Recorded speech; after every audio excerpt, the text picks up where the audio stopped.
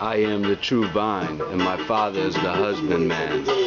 Every branch in I that bears not fruit, he takes away. And every branch that bears fruit, he purges it, that it may bring forth more fruit.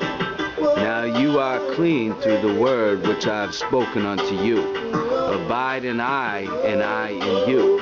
As the branch cannot bear fruit of itself, except it abide in the vine, no more can you, except you abide in I. I, Selassie I, Rastafari, giving thanks for our supports, headline of the time. So we're going to talk about Ebola today, but I want to cover real quick this situation with this hatchet-wielding Jack. Yeah, it's being declared a terrorist act. This man, he attacked a police officer with a hatchet, Zale Thompson. Police Commissioner William Bratton said this was a terrorist attack. They said he's been self-radicalized, and we believe he acted alone. So this is important because, I mean, it's not like the federal government has declared this a terrorist act. It's just it's PR. It's a police commissioner giving a statement to the news.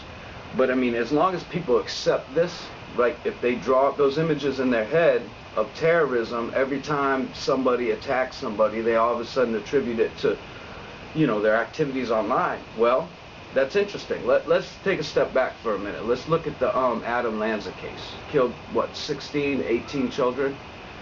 Played video games non-stop. They didn't call him a terrorist. Why? Why didn't they call him a terrorist? Because he didn't look at some website? He's not a terrorist? You have to look at a specific website now to be called a terrorist. If you ever, happen to stumble across a Taliban website or, some Taliban propaganda, whatever, you're all of a sudden a terrorist. But if you play video games all the time and you go and kill 16 children, you're not a terrorist, you're just mentally ill. Something really wrong with that picture. Something really wrong with that picture. So let's go ahead and talk about what we're going to talk about today, Ebola.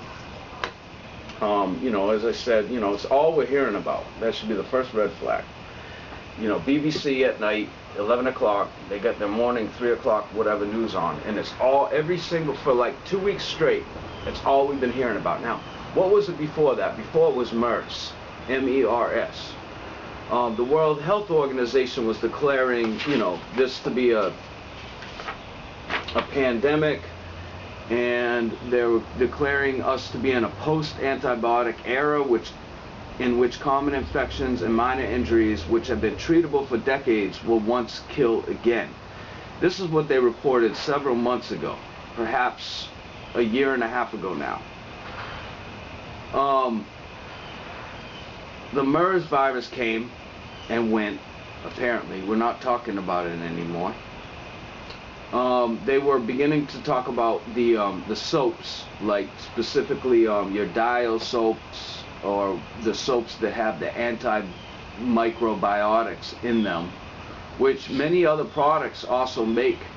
Cleaning formulas, for example, have the antibiotics inside those chemical compounds, but they're saying that those compounds are causing superbugs, to be seen and to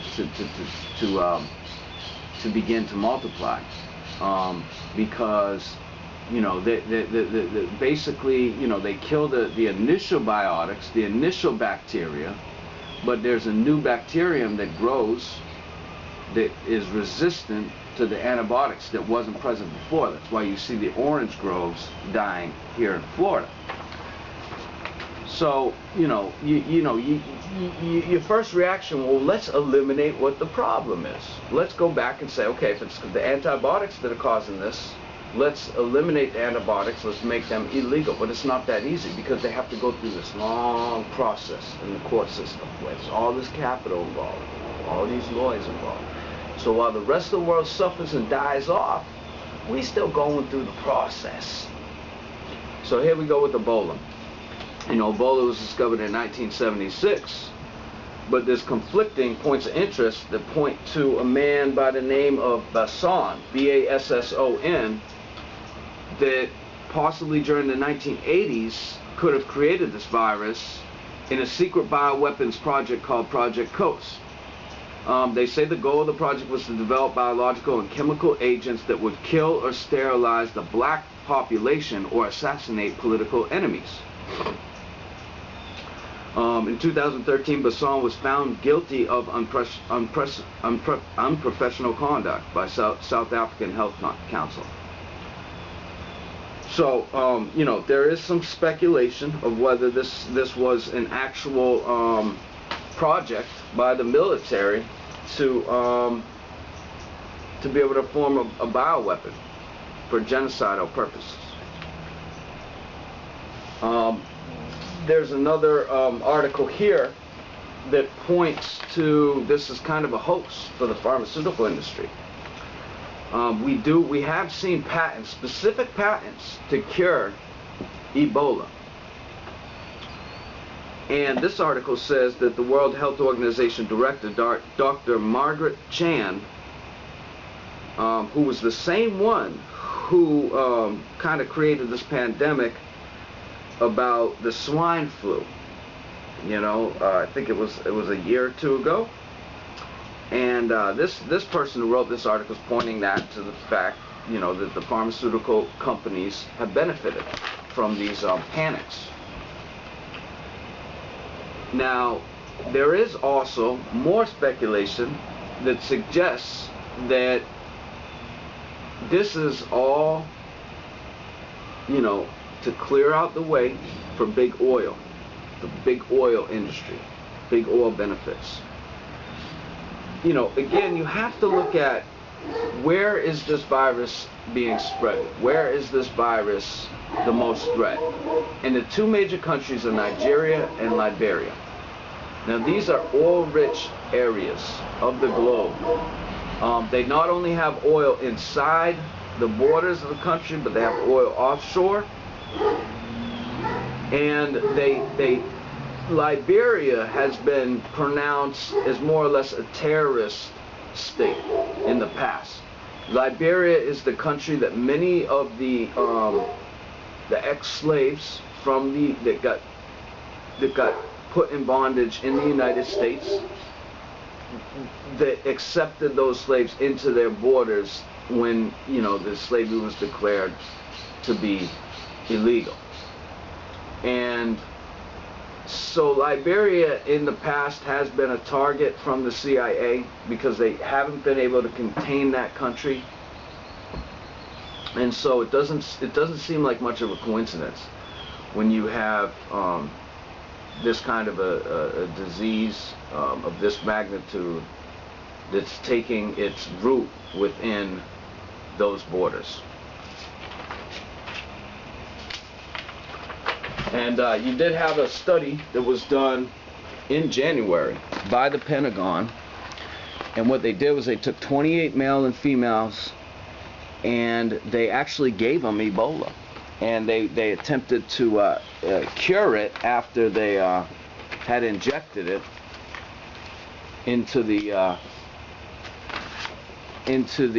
volunteers of the study. The placebo is the drug. Fourth infusion, other name for it is normal saline. The drug's code is TKM 100-802. And trying to look for more information. You can look it up. It was conducted in January, which was months before we actually were notified about this major global problem. So the report continues to state that the DoD, Department of Defense, gave a contract worth of $140 million to Tecmira, a Canadian pharmaceutical company, to conduct Ebola research. It involved injecting and infusing healthy humans with the deadly Ebola virus.